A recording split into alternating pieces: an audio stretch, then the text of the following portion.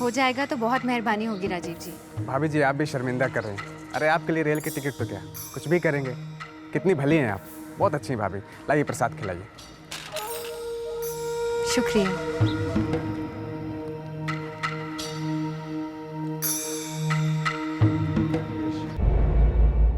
आज से 6 साल पहले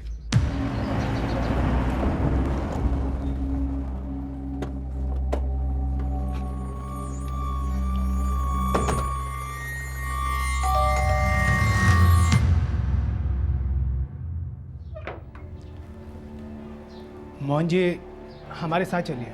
क्यों, कोई खबर मिली है? एक लाश मिली है। लाश? सुरजीत, बेटा सुरजीत, तेरी माँ मिल गई बेटा, तेरी माँ मिल गई।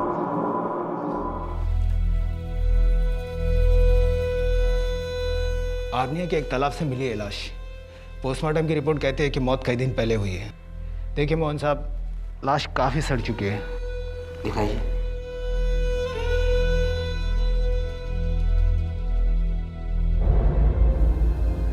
रज्जो, रज्जो, माँ उठो, पापा पापा माँ। क्या कर दिया रे तेरे साथ उन लोगों ने? पापा पापा माँ को क्या हो गया? माँ उठो, माँ।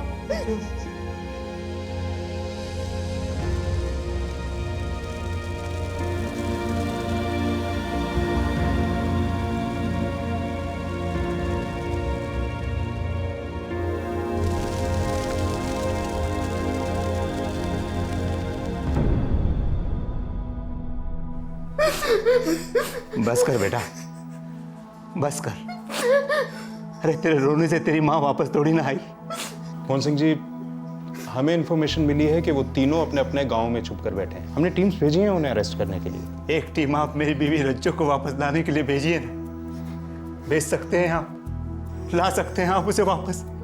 देखिए मोहन सिंह जी, हमने काफी कोशिशें की थी लेकिन क्या कोशिश की थी आपने? अरे 1 महीने से ऊपर हो गया मेरी बीवी को अगवा हुए, और अब जाके आपको पता चला है कि वो लोग कहाँ हैं, और वो भी सब कुछ हो जाने के बाद। मैं उन्हें छोड़ूंगा नहीं, कोर्ट जाऊंगा, उन तीनों को सजा दिला कर आऊंगा। मैं अपनी रज्जो को इंसाफ दिला कर आऊंगा। मैं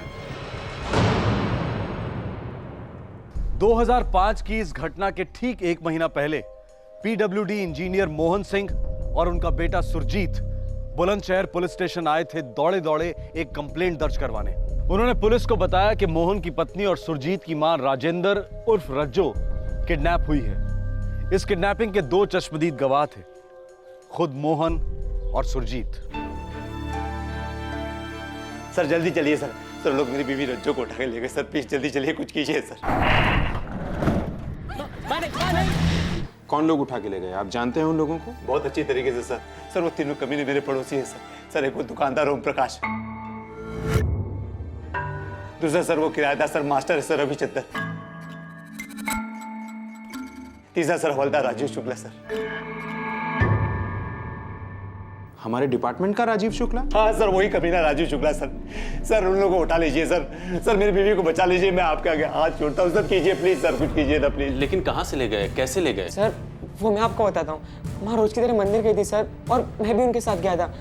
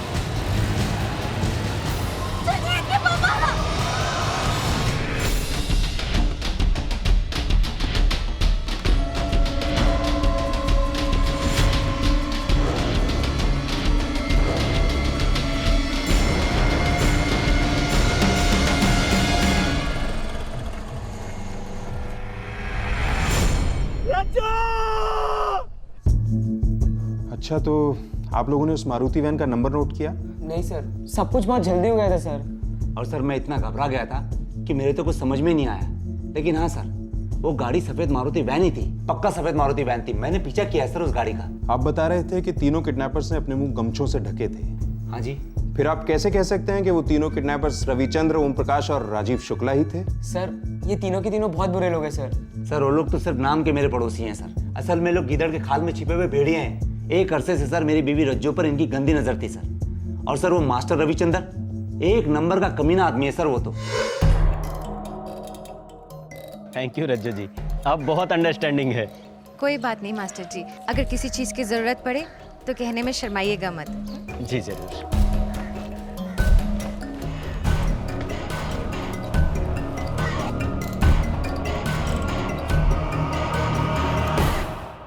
बहुत अच्छे, बहुत हंसमुख है।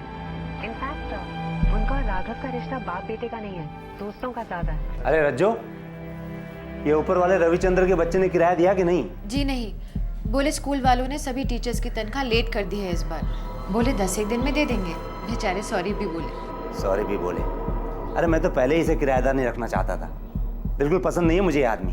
क्यों जी, ठीक ठाक तो है। वैसे तो किराया हमेशा वक्त पर देते हैं, अपने आप में रहते हैं, मंदिर भी जाते हैं। तू तो बिल्कुल भोली है रज्जो, बिल्कुल ना समझ है। दुनियादारी तो कुछ समझती है नहीं। जानती है उसके स्कूल से मैंने क्या क्या सुना है उसके बारे में? क्या सुनाई दिया है आपको? देख, तुझे ये सब जानने की कोई जरूरत नहीं। तू बस उस आदमी से दूर ही रहना, समझी? ये आपके घर का फर्स्ट फ्लोर कब से किराए पर दिया था इस रविचंद्र को? यही कोई 6-7 महीनों से। स्कूल टीचर है तो सोचा कि अच्छा आदमी होगा इसलिए किराए पे रख लिया, लेकिन बहुत बड़ी गलती हो गई साहब। सर कल ही हमने उसे कहा था घर खाली करने के लिए। वो माँ को बहुत परेशान करता था। सर मेरी बीवी रज्जो तो एकदम गाय है, हर किसी पे भरोसा कर लेती है, लोगों के बुरे इरादों को समझ ही नहीं पाती। सुबह से शाम तक भगवान की पूजा पाठ में लगी रहती है, इसलिए सब में भगवान दिखता है। और ये बाकी के दो पड़ोसी ओम प्रकाश और हवलदार राजीव शुक्ला, इनके साथ क्या हुआ था? दोनों एक नंबर के कमीने हैं, बेशरम हैं, मीठी छुरी हैं दोनों। ओम जी, ये बाकी सामान रहने दीजिए। वो क्या है ना, मेरे पास 300 रुपये कम है। अरे कुछ भी सामान यहाँ नहीं रहेगा, सब आपके घर जाएगा। 300 रुपये कहीं भागे जा रहे हैं क्या भाभी जी? आपसे इतनी पुरानी और अच्छी जान पहचान है। जब पैसा आए तब दे दीजिएगा। शुक्रिया ओम जी।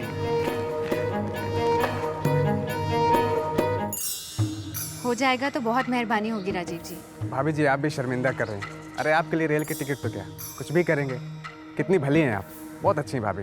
लाइए प्रसाद खिलाइए। शुक्रिया।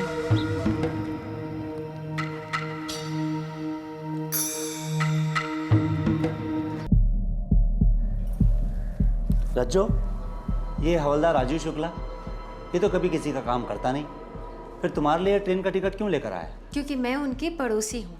माँ मैंने कहा था ना मैं ले आऊँगा। आप हमेशा दूसरों से काम क्यों करवाती है? और वो दुकानदार ओम प्रकाश, वो तो कभी किसी को 1 रुपये का उधार देता नहीं है, फिर तुम्हारे साथ महीने भर का खाता खोलने की बात क्यों करता है? क्योंकि वो जानते हैं कि मैं कहीं भागने वाली नहीं हूँ। लेकिन वो लोग तुम्हारे पीछे भाग रहे हैं, ये बात तुम कब समझोगी रज्जो? माँ एक नंबरी लिच्चड़ आदमी ओम प्रकाश, और वो हवलदार वो भी कुछ कम नहीं है। अरे आप उससे बात क्यों करती हो माँ? तुम दोनों को हो क्या गया है? जब देखो मेरे साथ ऐसे पेश आते हो जैसे मुझे कुछ हो जाएगा। मैं कोई बच्ची हूँ क्या? अरे बच्ची नहीं हो, लेकिन नादान तो हो, भोली हो, बिल्कुल भोली। उन लोगों के इरादों को बिल्कुल नहीं समझती हो। अरे लक्षण रज्जो दस्तक होते हैं, दस्तक। इससे पहले कि तुम्हारे साथ कुछ गलत हो जाए तुम समझ जाओ ना।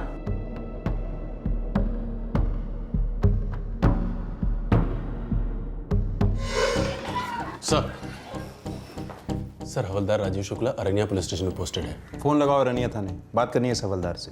बात क्या करनी है इंस्पेक्टर साहब? जल्दी कुछ कीजिए, उन तीनों के चुंगल से मेरी बीवी को बचाइए, वरना कुछ भी कर सकते हैं, कुछ भी। हेलो, अरनिया थाना। बुलंदशहर थाने से पीएसआई गजेंद्र सिंह बोल रहा हूँ। सलाम सर, कांस्टेबल आजम खान बोल रहा हूँ। कांस्टेबल राजीव शुक्ला है ड्यूटी पर? नहीं सर, वो आज ड्यूटी पर नहीं है। छुट्टी पर है? नहीं सर, ऐसा कुछ भी नहीं बोले, बस आज आए नहीं है। पता नहीं क्यों उनका मोबाइल भी ऑफ है। मोबाइल ऑफ है?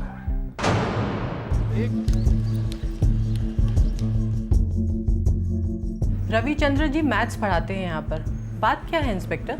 आज छुट्टी क्यों ली है उन्होंने? छुट्टी ली कहाँ, बस आए ही नहीं हैं। आज 4 ज़रूरी क्लासेस शेड्यूल थी उनकी, ना फ़ोन ना कुछ, मोबाइल भी स्विच ऑफ।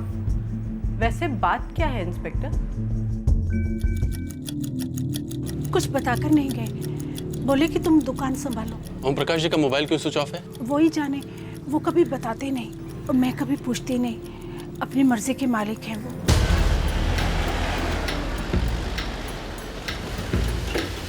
कुछ बात हुई है क्या सर जी? अभी कुछ पता नहीं है। हवलदार शुक्ला जब आ जाए मुझसे कांटेक्ट करने के लिए बोल देना। कुछ तो बात है ना सर जी। देखिए, वो पहले तो कभी बिना बोले ड्यूटी से ऑफ नहीं रहे हैं और दोनों मोबाइल भी उनके कभी बंद नहीं आए। वो हमसे हर चीज बताते हैं। आप बताइए ना, क्या बात है? कुछ मत छुपाइए हमसे। छुपे हुए तो आपके पति हैं। हवलदार शुक्ला जब आ जाए मुझसे कांटेक्ट करने के लिए बोल देना।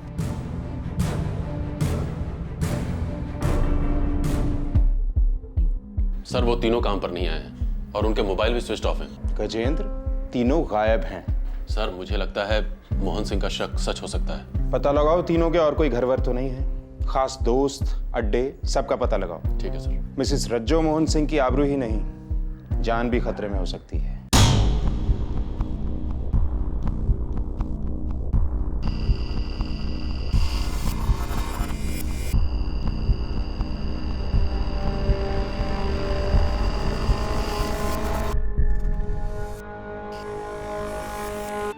चौबीस घंटे बीत चुके हैं और आप ये बताने आए हैं कि आपके पास मेरी बीवी रज्जो की कोई खबर नहीं है। देखिए, हमने आसपास के पुलिस थानों को भी शामिल किया है।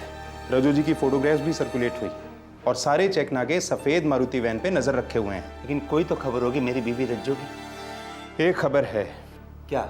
जिन 3 पड़ोसियों के नाम आपने लिए थे, स्कूल टीचर रविचंद, किराने वाला ओम प्रकाश और हवलदार राजीव शुक्ला, ये तीनों के तीनों गायब हैं। ये खबर है? अरे ये वो हकीकत है जो मैं पहले ही आपको बता चुका हूं। अरे उन तीनों ने ही मेरी बीवी का अपहरण किया है और 24 घंटे बीत चुके हैं। इंस्पेक्टर साहब, 24 घंटे? अरे इतने समय में तो किसी भी औरत के साथ कुछ भी हो सकता है। मेरे बारे में तो सोचिए, मेरे लड़के पे क्या बीत रही होगी। आपके घर में भी तो औरतें होंगी ना इंस्पेक्टर साहब।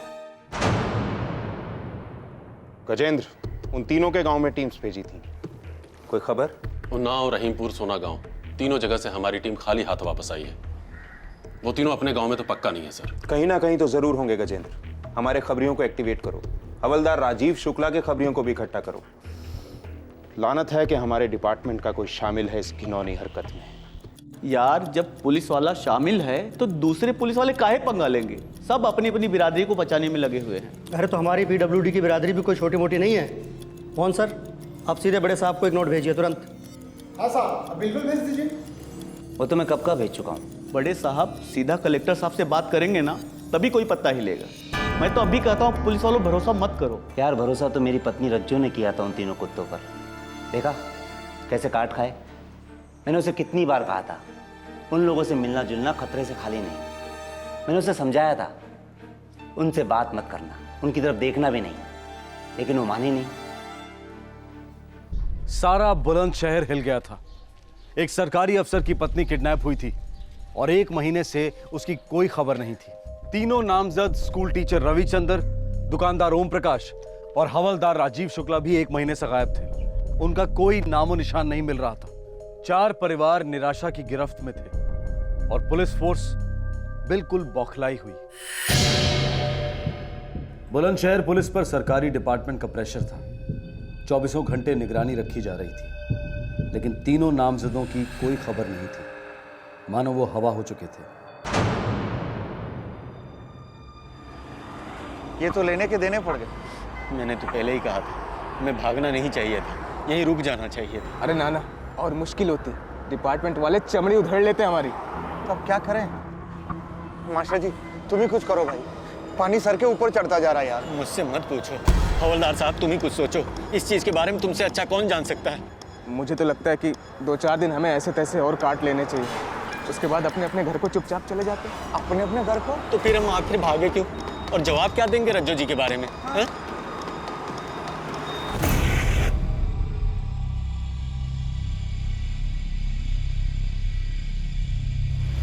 24 जुलाई 2005 अरनिया पुलिस को एक तालाब से एक औरत की लाश मिली। ये लाश काफी सड़ गल चुकी थी। पोस्टमार्टम के 7 दिन बाद तक ये लाश लावारिस पड़ी रही। चूंकि रज्जो का केस गरमाया हुआ था, इसलिए स्वाभाविक तौर पर शिनाख्त के लिए मोहन सिंह को बुलाया गया।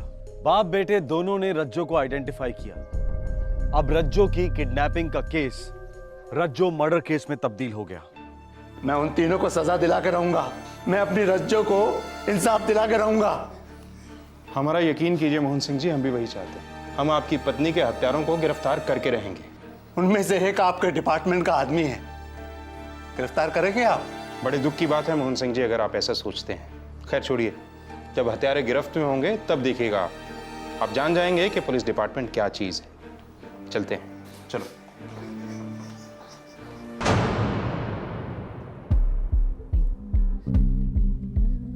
Thank you sir.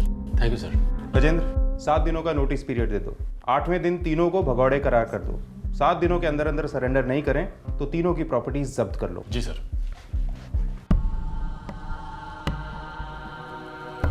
देखो भाई, हम लोगों के पास कोई और चारा तो है नहीं, और वैसे भी हमारे कारण हमारे घर वालों की तो बैंड बज चुकी है। रज्जो जी इस दुनिया में नहीं है, और अब बहुत जल्द हम भी वहीं जाने वाले हैं। हम तीनों की कब्रें खुद चुकी हैं। तो फिर हम जिंदा लाशों की तरह क्यों भटकते रहे?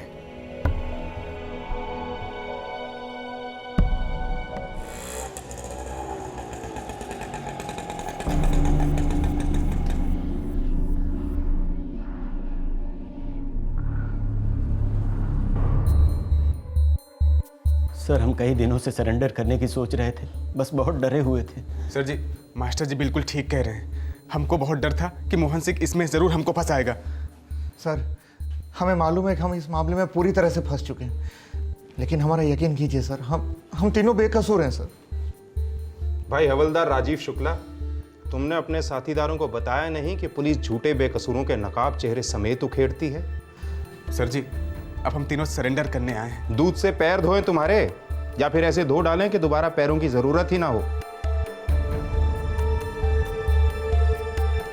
सालो, तुम लोग यहाँ इसलिए आए हो क्योंकि तुम लोग कंगाल हो चुके हो, पूरी तरह थक चुके हो तुम लोग। सर, बहुत ज्यादा थक चुके हैं। सही कह रहे हैं आप। गजेंद्र। जी सर।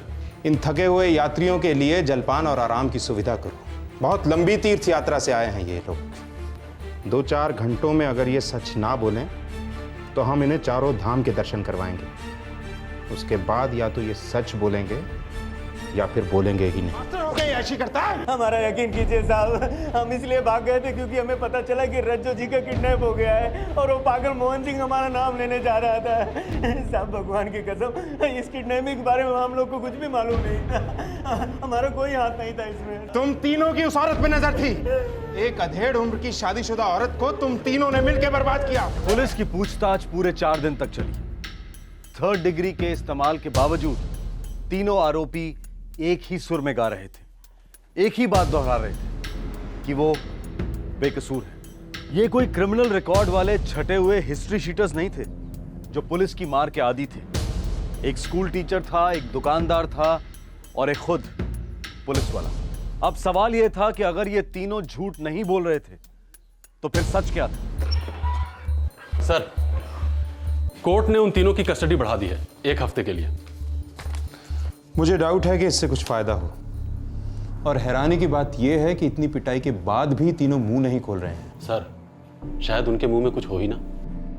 शायद मोहन सिंह के पेट में कुछ हो। मेरी पत्नी रज्जो मर चुकी है इंस्पेक्टर साहब, अब और क्या जानकारी चाहिए आपको? 4 दिनों तक उन तीनों को लगातार पिटाया हमने। बड़े बड़े क्रिमिनल्स भी 2 दिन तक नहीं टिक पाते। अब आप उन तीनों के साथ क्या कर रहे हैं ये तो मैं देखने आया नहीं। अरे, इसकी मां मरी है, मेरी पत्नी मरी है, 18 साल की शादी थी हमारी, इस घर की इज्जत थी वो, लक्ष्मी सरस्वती सब कुछ। और सबसे बड़ी बात, अभी तक ये पता नहीं चल पाया है कि उन तीनों ने उसे मारने से पहले उसके साथ क्या क्या किया था। फिर भी अगर आपसे नहीं होता है ना, तो आप उन तीनों को मेरे और मेरे बेटे के हवाले कर दीजिए। हम सच उगलवाएंगे उनसे, चाहे जितना भी वक्त लग जाए। मिस्टर रविचंद्र और हवलदार राजीव शुक्ला के बेल के कागजात। और ओम प्रकाश? उनकी जमानत नहीं। क्यों? ये तो आप कोर्ट से जाके पूछिए। फिलहाल मेरे ये 2 क्लाइंट्स और 1 दिन भी जेल में नहीं होने चाहिए। वैसे भी काफ़ी टॉर्चर किया आपने उनका। वकील साहब, साइकिल चोरी के केस में अंदर नहीं हुए हैं ये तीनों। केस क्या है, किसने क्या किया है, ये तो वक्त आने पर कोर्ट में डिसाइड होगा इंस्पेक्टर। मेरे क्लाइंट्स प्लीज। गजेंद्र। जी सर। रविचंद्र और राजीव शुक्ला के ऑर्डर्स तैयार करो। Yes sir. तीनों आरोपी पूरे 2 महीने पुलिस कस्टडी में रहे, जहां उनसे हर तरीके से पूछताछ की गई, पर केस रत्ती भर भी आगे नहीं बढ़ा। अरे रविचंद्र, राजीव शुक्ला, चलिए आप लोगों की जमानत हो गई है। हाँ? अरे हवलदार साहब, मैं ओम प्रकाश, मेरी जमानत? अरे नहीं नहीं, इन दोनों की हुई है सिर्फ। रविचंद्र और राजीव शुक्ला की बेल मंजूर हो गई क्योंकि उनके वकील एडवोकेट मसीह ये साबित कर पाए थे कि किडनैपिंग के दौरान वो किसी और ही जगह मौजूद थे। दुकानदार ओम प्रकाश के लिए की गई आर्ग्यूमेंट से कोर्ट संतुष्ट नहीं था और उसकी बेल रिजेक्ट हो गई। सर, मेरी बीवी के 2 हत्यारों को बेल हो गई है। वो खुलेआम घूम रहे हैं, मजे ले रहे हैं, जबकि उन्हें उम्र कैद की सजा होनी चाहिए। मोहन सिंह, केस कोर्ट में है और कानून को अपना काम करने दो। फिर तो गई भैंस पानी में सर, फिर तो कुछ भी नहीं होगा। सर, आपसे रिक्वेस्ट है, होम मिनिस्टर को कम से कम एक ऑफिशियल लेटर भेजिए ना प्लीज। होम मिनिस्ट्री को लेटर लिखना बचकानी हरकत होगी, और अब वो जमाना नहीं रहा जब केस सॉल्व होने में बहुत ज्यादा समय लगता था। देखना, बहुत जल्द केस की सुनवाई होगी, केस फास्ट ट्रैक चलेगा। फिर भी सर, अगर ऊपर से थोड़ा दबाव रहेगा तो केस और भी फास्ट ट्रैक हो जाएगा। सर मेरे बारे में सोचिए, मेरे बेटे के बारे में सोचिए। सर, वो तो जवान है, उसका तो खून खोलेगा ही खोलेगा, खास तौर से तब जब वो दोनों आंखों के सामने होंगे।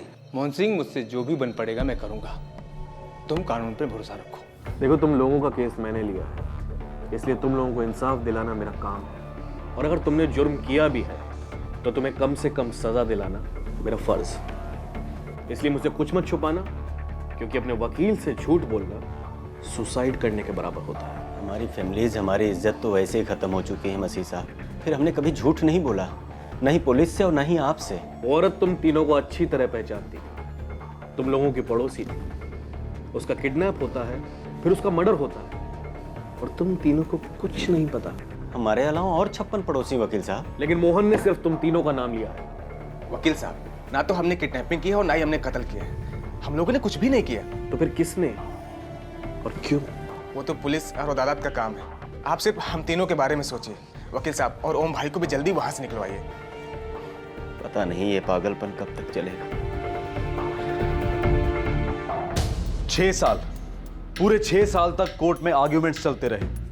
रविचंद्र, राजीव शुक्ला और ओम प्रकाश का वकील बार बार एक ही बात कहता रहा कि उसके क्लाइंट्स को बलि का बकरा बनाया जा रहा है। मोहन अपने आरोपों से टस से मस नहीं हो रहा था। वो सिर्फ यही कहता रहा कि तीनों मर्दों की उसकी पत्नी पर बुरी नजर थी। ओम प्रकाश 6 साल जेल में कैद रहा, जबकि उसके साथी आरोपी रविचंद्र और राजीव शुक्ला को बराबर बेल मिलती रही। आखिरकार 2011 में यह केस अपने सर के बल उलट गया। पुलिस को एक खबर मिली थी। ये एक ऐसी खबर थी जिसने पहले पुलिस के, फिर सारे बुलंदशहर के छक्के छुड़ा दिए।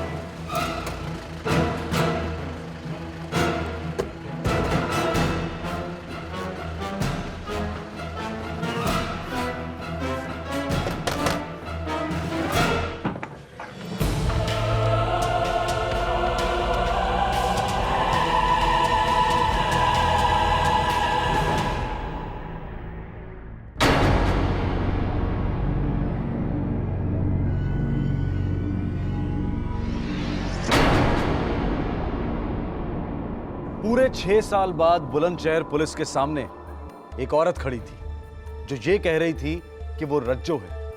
वही रज्जो जो अगवा की गई थी, वही रज्जो जिसकी मौत हो चुकी है। क्या ये वाकई मोहन सिंह की बीवी थी? और अगर थी तो फिर अपहरण किसका हुआ था और लाश किसकी मिली थी? 2005 के पेचीदा केस की गांठें अब जाकर 2011 में खुलने लगी।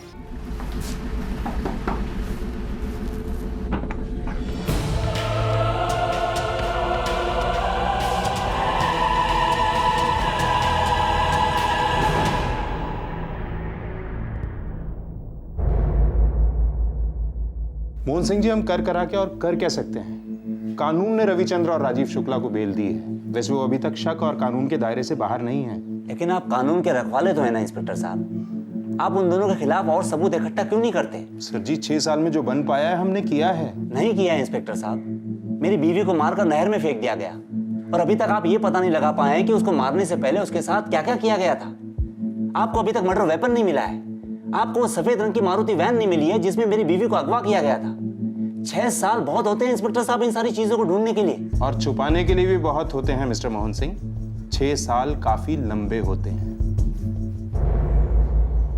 बात 5-6 साल की नहीं है। वक्त पर हमारा अधिकार नहीं होता है, उसे हम नहीं बनाते। पर इज्जत हम खुद बनाते हैं, उसकी रक्षा भी करते हैं। एक बार वो चली गई तो वापस कभी नहीं आती।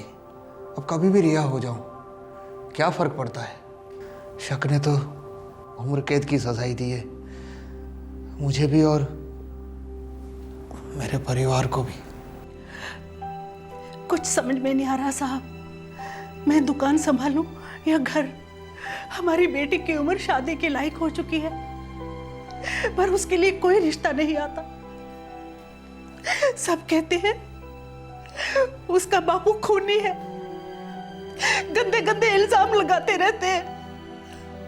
और हमारा बेटा वो तो अपने बापू से मिलने तक नहीं जाता, अपने नाम के साथ उनका नाम तक नहीं जोड़ता। ये सजा कब तक चलेगी साहब? देखिए, जब अदालत अपना फैसला सुनाएगी तभी पता चलेगा।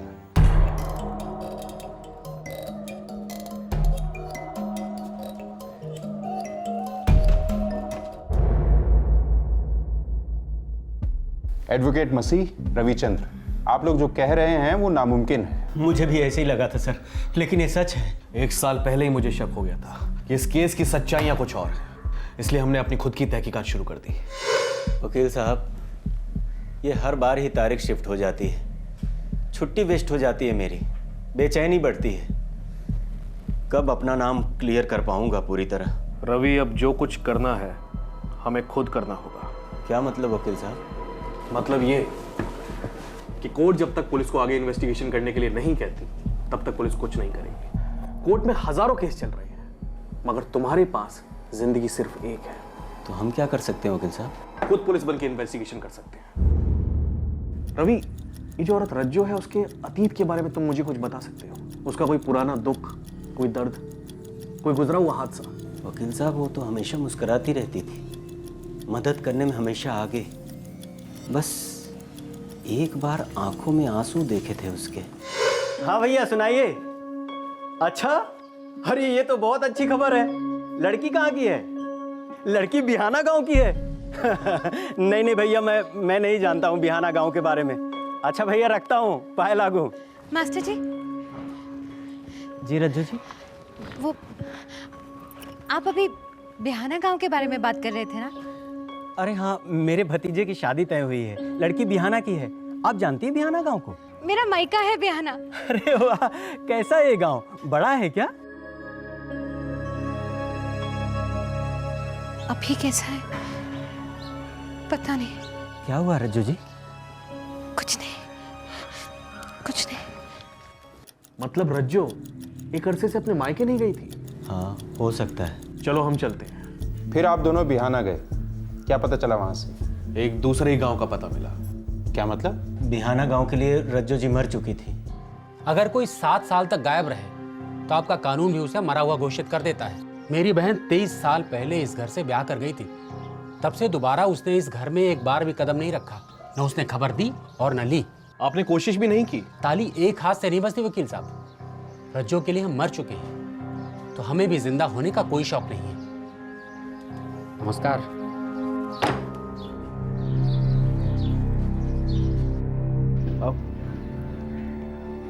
अरे मर्जी के खिलाफ शादी कराई थी रज्जो की। ये आप क्या कह रही हैं? हाँ जी, मैंने सारी बातें सुनी। अब मेरी सुनो। ये जो रज्जो है ना, उसको तो शादी करनी नहीं थी, जबरदस्ती ब्याह दी गई। शादी क्यों नहीं करना चाहती थी? एक स्कूल का मास्टर था विक्रम सिंह, उसके साथ इसकी मंगनी हो गई थी, लेकिन पता नहीं क्या हो गया, मंगनी टूट गई। उसके बाद तो समझो ये जोगन बनने चली थी रज्जो। माँ जी, ये विक्रम सिंह कहाँ पढ़ाता था? बोला तो स्कूल में। नहीं, किस स्कूल में? अब मैं क्या जानूं, स्कूल से मेरा क्या लेना देना। हमें लगा शायद कोई लेना देना हो, 1% चांस तो हो सकता है। स्कूल कैसे ढूंढा आप लोगों ने? 6 महीने तक अलग अलग जिलों के स्कूलों के रिकॉर्ड्स की खाक छान मारी हमने। पिछले 38 सालों में हमारे स्कूल में जितने भी अध्यापक रह चुके हैं उन सबके नाम इस रजिस्टर में हैं, और यहाँ भी। विक्रम सिंह क्या पढ़ाते थे मालूम नहीं? एक भूगोल विक्रम सिंह थे जो इस दुनिया में नहीं रहे बेचारे, और एक खड़ूस विक्रम सिंह थे जो इस दुनिया में रहते हुए भी ना रहे जैसे हैं। क्या मतलब? मतलब अपने आप में खोए रहते हैं। ऐसे खामोश अध्यापक सारे जिले में ना मिले हैं। अभी कहाँ मिलेंगे? अरे वही मंदिर के पास वाली गली में तो रहते हैं। क्या बताऊं सर, रिटायरमेंट के करीब पहुंच चुके हैं और हनुमान जी की उपासना छोड़कर कामदेव जी के भक्त बने बैठे हैं। क्या मतलब? अरे वही के बस 5 साल पहले तो उन्होंने शादी की है।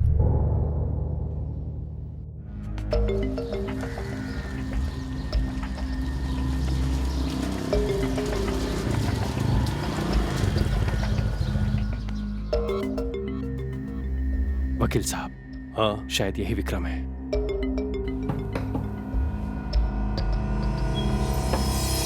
अरे आप आ गए? रज्जो जी?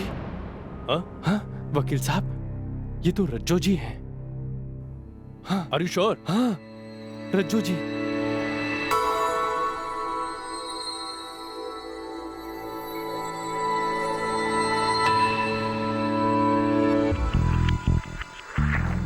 शक्ल तो मिलती है सर, दोनों एक ही शक्लें हैं और रज्जू जी ही हैं। भारत नगर है गांव का नाम। मैंने आसपास वालों से पूछा था, सबने यही कहा कि 6 साल पहले शादी करके लाया था उसे, एग्जैक्टली उसी टाइम जिस वक्त रज्जो यहाँ बुलंदशहर से गायब हुई थी, और बाद में पता नहीं किसी की लाश मिलती है। इंस्पेक्टर, ये बहुत बड़ी साजिश है। और कुछ एडवोकेट मसीह? इंस्पेक्टर साहब, ये बहुत कुछ है, और मैं किसी अच्छी खबर की उम्मीद करता हूँ। ये खबर जब तक हम लोग चेक नहीं कर लेते, आप दोनों अपने पास ही रखें। खबर तो पक्की है इंस्पेक्टर साहब, और अगर आप एक्शन ले रहे हैं तो हमें किसी को बताने की क्या जरूरत है। इजाजत दीजिए। जी नमस्कार। क्या लगता है गजेंद्र? सर मुझे तो ये सारी कहानी मनगढ़ंत लगती है। लेकिन शक्ल मिलती है। भारत नगर चलने की तैयारी करो। रज्जो की किडनैपिंग और उसकी हत्या के पूरे 6 साल बाद खबर आई कि रज्जो जिंदा है। वो अपने 18 साल पहले के मंगेतर विक्रम के साथ नया घर बसाकर रह रही थी। एक आरोपी और उसके वकील ने ये चौंकाने वाली खबर लाकर दी थी, और बतौर सबूत उन्होंने एक फोटोग्राफ पेश की। लेकिन पुलिस के लिए ये फोटोग्राफ फिलहाल महज एक सुराग था, सबूत नहीं। सबूत उन्हें पुलिस प्रोसीजर्स के तहत इकट्ठा करके अदालत के सामने पेश करने थे। ये केस बहुत ज्यादा सेंसिटिव था, क्योंकि पिछले 6 सालों में 4 परिवारों पर कहर टूट चुका था। 3 आरोपियों का परिवार और एक पीड़ित का परिवार। रज्जो की सच्चाई जानने के लिए पुलिस की टीम तुरंत बुलंदशहर से निकल पड़ी। इस केस का एक नया पहलू उनके लिए इंतजार कर रहा था।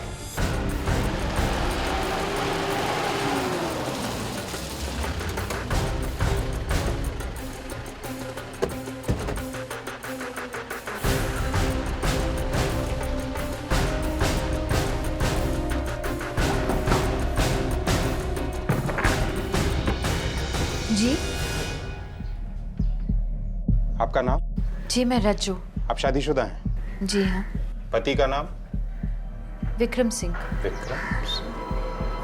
क्या बात है इंस्पेक्टर, क्या हुआ? जी यही है मेरे पति विक्रम सिंह। जी आप लोगों को हमारे साथ बुलंदशहर चलना होगा, बाकी बातें रास्ते में करेंगे। चलिए।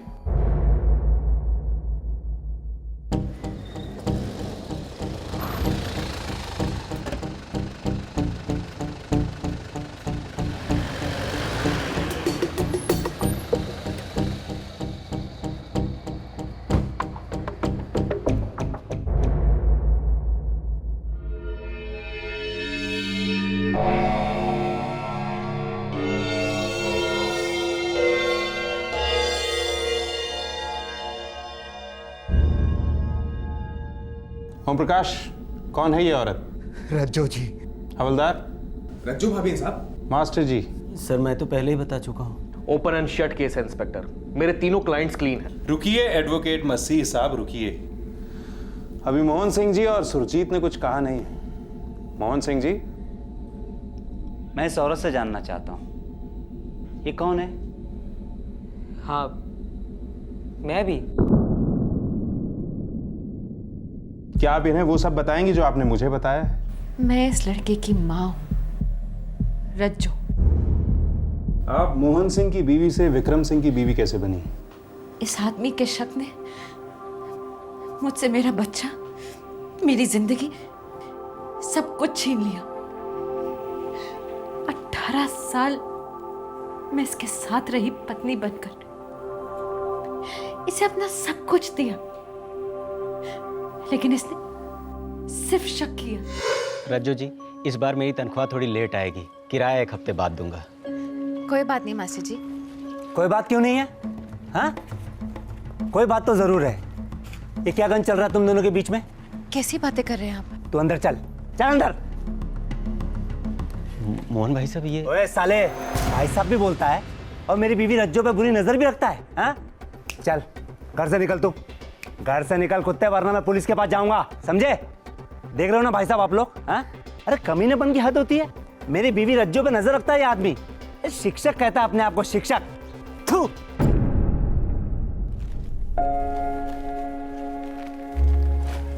ओम जी, ये बाकी सामान रहने दीजिए, मेरे पास 300 रुपए कम है। पैसे कम है तो क्या हुआ, कहीं भागे जा रहे हैं क्या? शुक्रिया ओम जी। पैसे तो कहीं भागे नहीं जा रहे हैं, लेकिन तू भागने का प्लान बना रहा है मेरी बीवी के साथ, हैं? मैं तेरी नीयत को अच्छी तरह समझता हूँ। अरे बेशरम है साला, दुकान की आड़ में सिटियाबाजी करता है, हैं? ये क्या कह रहे हैं, क्या बकवास कर रहे हो? चुप कर ओम प्रकाश के बच्चे। तेरी लीचड़गिरी सारी दुनिया जानती है, हर औरत के सामने ही हु हा हा, हैं? लेकिन ध्यान रहे, मेरी बीवी से दूर ही रहना, नहीं तो तेरी ये सड़ी दुकान और तुझे दोनों को बंद करवा दूंगा। तू जानता नहीं है मेरी पहुंच कहां तक है। आप लोग भी मोहल्ले में एक ही दुकान मिलती है क्या आपको? हैं? अरे बेशरम है साला, 1 नंबर का, दुकान के आड़ में सटियाबाजी करता रहता है ये। मेरी बीवी से दूर रहना, समझे? अरे भाभी जी, मंदिर से आ रही, लाइए प्रसाद खिलाइए। आपने ट्रेन की टिकट मंगवाई थी, वो मैं ले आया हूँ। ये रही आपकी ट्रेन की टिकट और बाकी के बचे पैसे। ए साले हवलदार, छोड़ मेरी बीवी का हाथ। रुक, अभी आके बताता हूँ।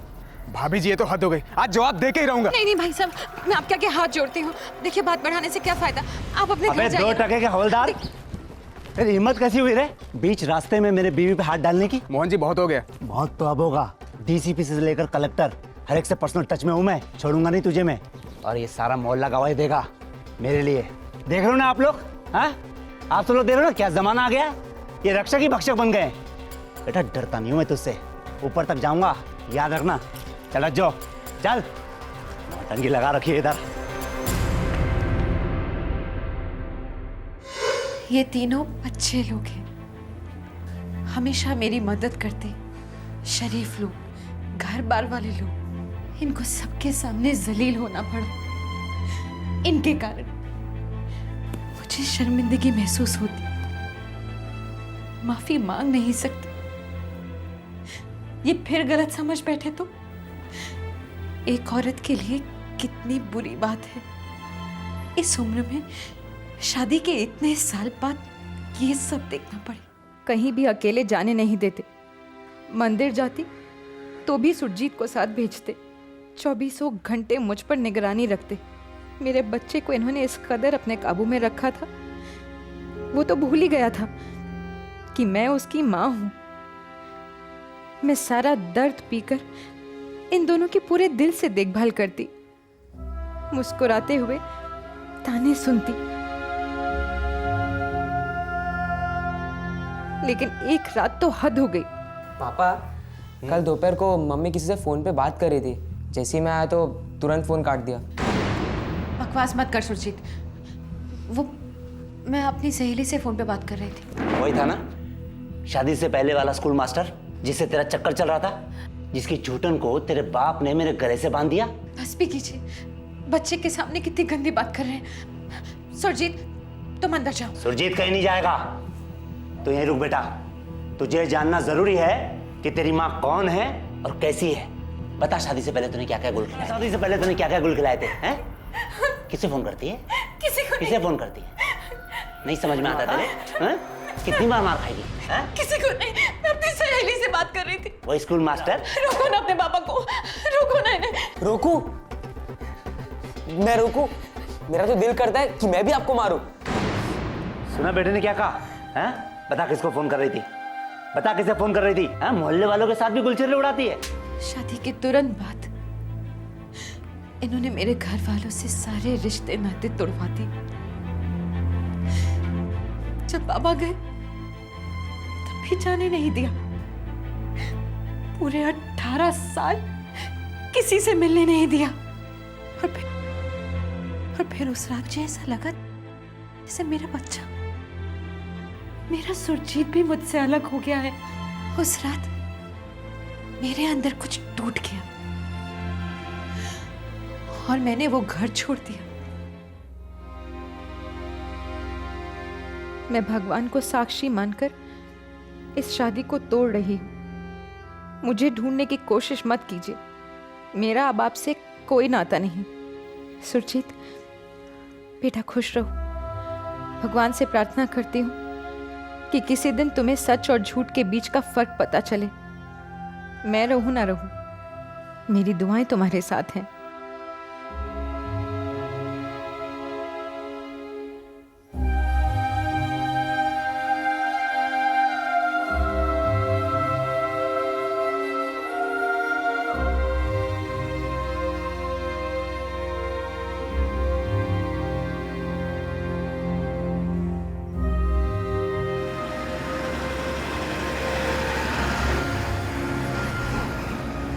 मेरे पास 2 रास्ते थे, या माँ बाप के यहाँ लौट जाऊं या फिर बनारस जाकर किसी आश्रम में भर्ती हो जाऊं।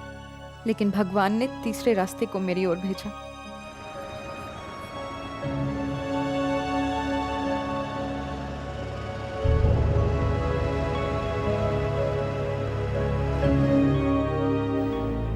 इनके सारे घिनौने इल्जामात झूठे हैं। शादी से पहले मेरी विक्रम जी से सगाई हुई थी। जी हाँ इंस्पेक्टर, दरअसल मेरे पिताजी की मृत्यु की वजह से ये शादी नहीं हो सकी। उसके बाद मैं शादी करना ही नहीं चाहती थी, लेकिन बाबा के कहने पर इनसे शादी की। लेकिन शादी के बाद इन्हें अपना सब कुछ माना, सिर्फ इन्हें। किसी दूसरे की तरफ देखा तक नहीं। पूरे 18 साल। बस मुझे और जिल्लत नहीं सहनी थी। और जब रज्जो ने मुझे अपनी सारी बात बताई तो मैंने इनके सामने शादी का प्रस्ताव रखा। और मेरी खुशकिस्मती है कि इन्होंने हाँ कर दी। अपनी सारी बुरी यादें भुला दो अब रज्जो, और आज से एक नई शुरुआत। आधी जिंदगी तो खत्म हो गई ना विक्रम जी। लेकिन अभी आधी जिंदगी तो बाकी है ना रज्जो, और नियति की जो मर्जी है उसे हमें स्वीकार तो करना पड़ेगा ना। अब मुस्कुरा दो।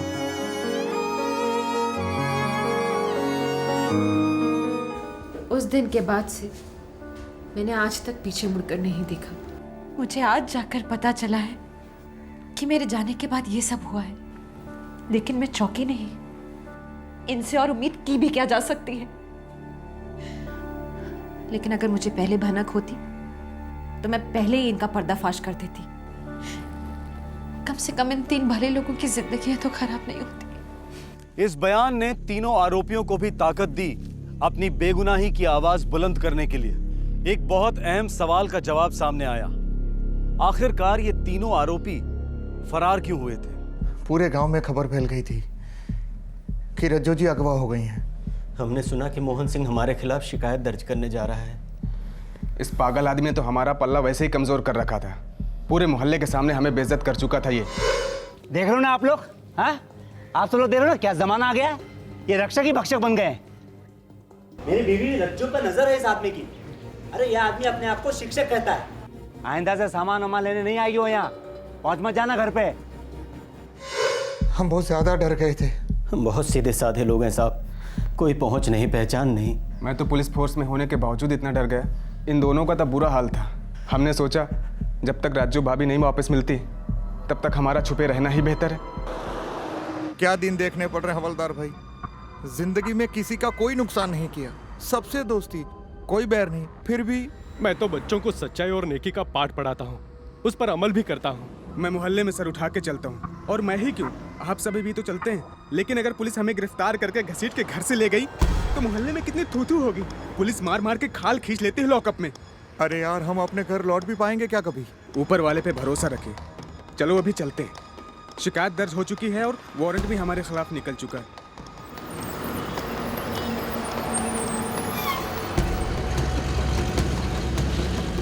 हम रोज भगवान से प्रार्थना करते थे कि रज्जो भाभी के अपहरणकर्ता उन्हें छोड़ दें ताकि हम इज्जत के साथ अपने घर लौट सकें।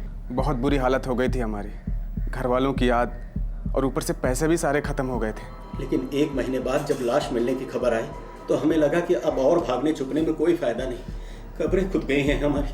हमारे पास सरेंडर के अलावा और कोई चारा नहीं था। रज्जो जी, आप ही अदालत को बताइए, एक आप ही हैं जो तीनों की खोई हुई इज्जत वापस दिला सकती हैं। बताऊंगी, सब कुछ बताऊंगी जी। तो अब आप बताइए मोहन सिंह साहब, ये औरत कौन है? मैं नहीं जानता। ये तुम्हारी पत्नी रज्जो नहीं, सुरजीत की माँ रज्जो नहीं? सुरजीत की माँ और मेरी पत्नी रज्जो को हमने अपने हाथों से आग दी और मरने के बाद कोई इंसान वापस जिंदा नहीं होता। हो सकता है ये मेरी पत्नी रज्जो की हमशक्ल हो, प्लास्टिक सर्जरी का भी कमाल हो सकता है, बहुत कुछ हो सकता है, लेकिन मुझे पूरा यकीन है कि इस औरत को इस चालाक वकील ने खड़ा किया है ताकि मेरे पत्नी के ये तीनों कातिल आजाद हो सके। ये मेरी पत्नी रज्जो नहीं है, हो ही नहीं सकती। क्यों बेटा, ये तेरी माँ है? नहीं, मेरी माँ मर चुकी है। कहानी ने एक और जबरदस्त ट्विस्ट ले लिया था। मोहन सिंह और सुरजीत दोनों ही रज्जो को पहचानने से साफ इनकार कर रहे थे। फिर एक बार शक की सुई डगमगाई। क्या मोहन सिंह की बातों में जरा सी भी सच्चाई थी? क्या रज्जो के बयान में थोड़ी सी भी खोट थी? क्या यह वाकई कोई साजिश हो सकती थी? पुलिस ने दोनों पार्टियों पर नजर रखी और दोबारा से इस केस की छानबीन शुरू कर दी। सर, वो विक्रम स्कूल टीचर है और रविचंद्र भी स्कूल टीचर है। हो सकता है दोनों मिले हुए हों। होने को तो हो सकता है, लेकिन सबसे पहले रज्जो की असलियत क्लियर करनी है। जी। तुम सबसे पहले उसके भाई से कांटेक्ट करो, अगर है तो उसका रज्जो से खून का रिश्ता है। 25 साल से हमने उसे देखा तक नहीं है, हमारा उससे कोई लेना देना नहीं है। देखिए भाई साहब, अगर आप कोऑपरेट करेंगे तो अच्छा रहेगा। बहुत से लोगों की जिंदगियां दांव पर लगी हुई हैं, इसीलिए मैं कह रहा था। मुझे क्यों एतराज होने लगा इंस्पेक्टर साहब? अभी बुला देता हूँ। सुरजीत, सुरजीत बेटे। जी पापा। बेटा, ये इंस्पेक्टर साहब जो बोले वो करो, डरो नहीं। मुझे कोई एतराज नहीं, मैं तो कुछ भी करने को तैयार हूँ, बस उस दरिंदे को सजा हो जाए। अपने आप को रज्जो कहने वाली औरत, असली रज्जो का बेटा सुरजीत और असली रज्जो का भाई, तीनों का डीएनए टेस्ट करवाया गया। यह टेस्ट शक को यकीन में बदलने वाला था। 4 परिवारों को इस टेस्ट का बेहद इंतजार था और रिजल्ट ने सारे शक दूर कर दिए। रज्जो और उसके भाई का डीएनए टेस्ट मैच हुआ। रज्जो और सुरजीत का डीएनए टेस्ट मैच हुआ। रज्जो वाकई रज्जो थी, सुरजीत की मां और मोहन सिंह की पत्नी जिससे उसने रिश्ता तोड़ा था। मोहन सिंह, 6 साल तक तुम मेरे केबिन में आकर मुझसे सवाल करते रहे। आज मैं तुम्हारे घर आया हूं, मुझे कुछ जवाब चाहिए। कैसा जवाब? रज्जो की किडनैपिंग और लाश की सच्चाई क्या है? वो तो 6 साल पहले ही मैं आपको बता चुका हूँ। 6 साल पहले मैंने और मेरी टीम ने 3 बेगुनाह लोगों को जानवरों की तरह पीटा, उन पर केस किए, उनकी जिंदगियां बर्बाद हुई। तुम्हारी जिंदगी मेरे लिए बहुत कम मायने रखती है, तो चुपचाप सच बोलोगे तो शायद जियोगे। अरे रज्जो, रज्जो।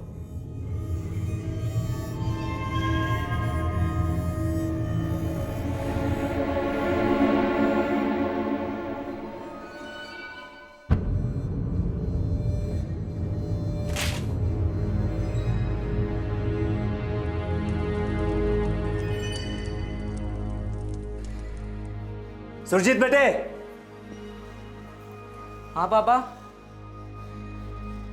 मेरा शक सही निकला बेटा, भाग गई वो उल्टा।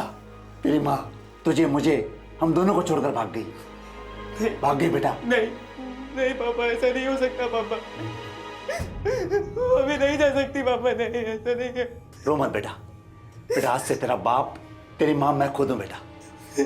बेटा मैं जैसे बोलूंगा वैसे ही करते जाना, करेगा ना बेटा? जैसा कहोगे वैसा ही करूँगा। फिर मैंने पूरी झूठी कहानी बनाई किडनैपिंग की और आपके पास आकर एक झूठी रिपोर्ट लिखवाई। मैंने अपने बेटे सुरजीत को अपनी तरफ कर लिया था और मुझे पूरा यकीन था कि वो हमेशा मेरा साथ देगा। उन तीनों के नाम ही क्यों लिए, किसी और के क्यों नहीं? क्योंकि वो तीनों मुझे सबसे ज्यादा खटकते थे। मेरी बीवी उनसे सबसे ज्यादा घुल मिलकर बातें किया करती थी। बातें किया करती थी, सिर्फ बातें, शराफत से। मानो या ना मानो, मेरी बीवी बेवफा थी। वो बेवफा नहीं थी, बल्कि तुम बीमार थे, अब भी हो। शक की बीमारी से ही मरोगे तुम। लावारिस लाश की शिनाख्त में तुमने उसे रज्जो कहकर क्यों पहचाना? क्योंकि मैं जानता था मेरी बीवी रज्जो कभी वापस नहीं आएगी। मोहन जी, एक लाश मिली है, आपको शिनाख्त के लिए बुलाया है। हे भगवान। सर मैं आपको बता दूं, लाश बहुत बुरी हालत में है। लाश को पहचान पाना बहुत मुश्किल है। अपनों को तो किसी भी हालत में पहचाना जा सकता है। आप 1 मिनट रुकिए, मैं अपने बेटे को साथ ले चलता हूँ। 2 जन रहेंगे तो हिम्मत बनेगी और पहचानने में चूक नहीं होगी। सुरजीत, बेटा सुरजीत। बेटा, एक लाश को पहचानने जाना है, बस कहना मम्मी है और ज्यादा जानने की जरूरत नहीं है। जी पापा, जैसा आप कहें। आर्निया के एक तालाब से मिली है लाश।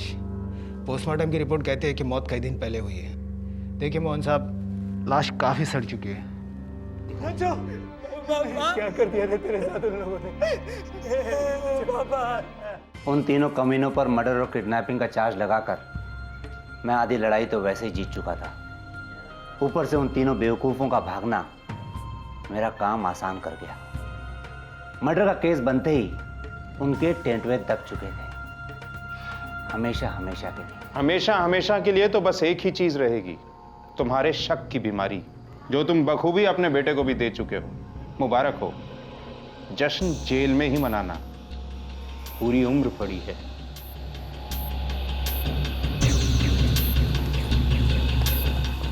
मोहन सिंह और सुरजीत को संगीन झूठे इल्जाम लगाने और झूठे बयान देने के जुर्म में गिरफ्तार किया गया।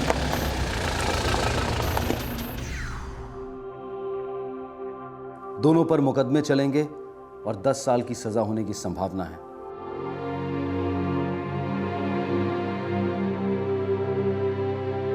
अदालत ने ओम प्रकाश को बाइज्जत बरी किया है। कांस्टेबल राजीव शुक्ला और स्कूल टीचर रविचंद्र के खिलाफ केसेस भी खारिज किए गए हैं।